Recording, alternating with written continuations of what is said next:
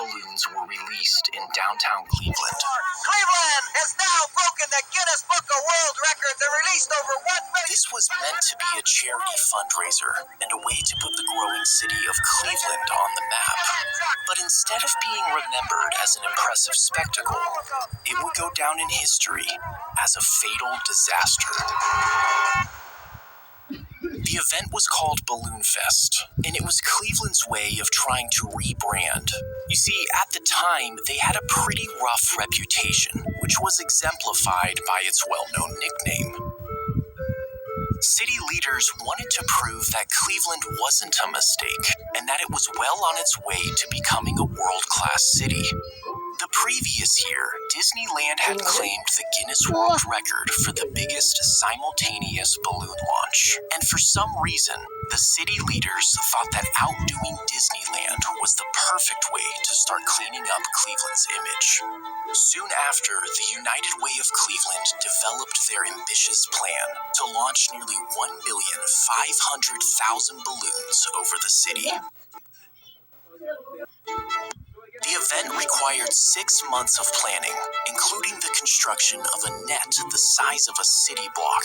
It took thousands of volunteers hours to fill the balloons.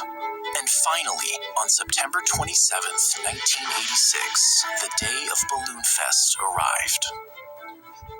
As these final preparations were underway in downtown Cleveland, a very different story was unfolding just to the east on Lake Erie. The previous night, a severe storm had rolled through the area. I do want to remind everybody in part of Ohio, we continue with that severe thunderstorm watch until 1 a.m. And about an hour before the storm, 2 men had gone out fishing. On the morning of the 27th, the day of Balloon Fest, the 2 men were reported missing by their families. Their boat was found abandoned on the lake, and authorities suspected that the men had fallen overboard because of the weather.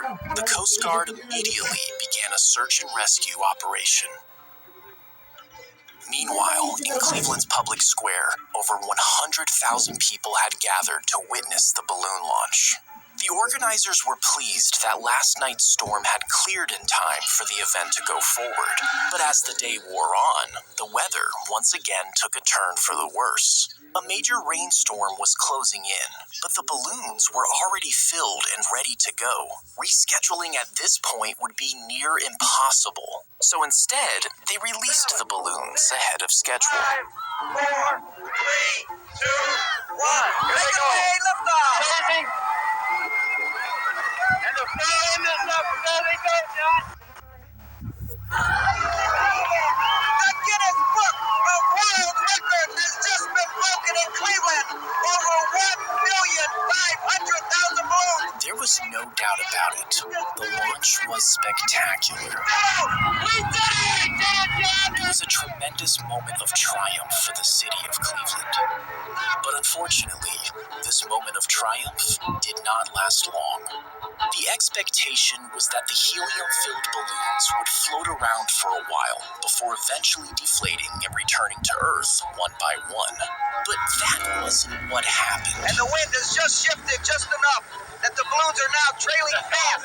This is beautiful. The balloons are coming back this way. They're coming back. The cold air and oncoming rain immediately pushed the still inflated balloons, tens of thousands of them, back down towards the ground in droves. The result was mass chaos. Balloons, 1.5 million of them, caused quite a stir in Cleveland yesterday. It was part A of northerly wind quickly carried the balloons to Burke Lakefront Airport, and within minutes, the runways were so clogged that all flights had to be suspended. The balloons also started to descend on certain streets, and after a number of car accidents, these roads had to be closed until a bulldozer arrived to clear out the balloons.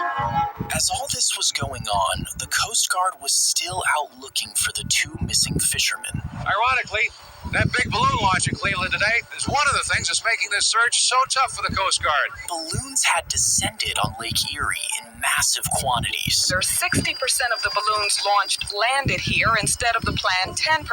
It's like trying to find a needle in a haystack here. Can you imagine trying to find somebody floating out here or even spotting a life jacket with all these balloons on the water? On September 29th, 2 days after the balloons were launched, the Coast Guard finally called off the search for the 2 missing fishermen. And shortly after, both men's bodies washed ashore. Balloon Fest was featured in the 1988 edition of the Guinness Book of World Records. However, that was the only edition to include it. And shortly after, Guinness ended the category of balloon launching altogether.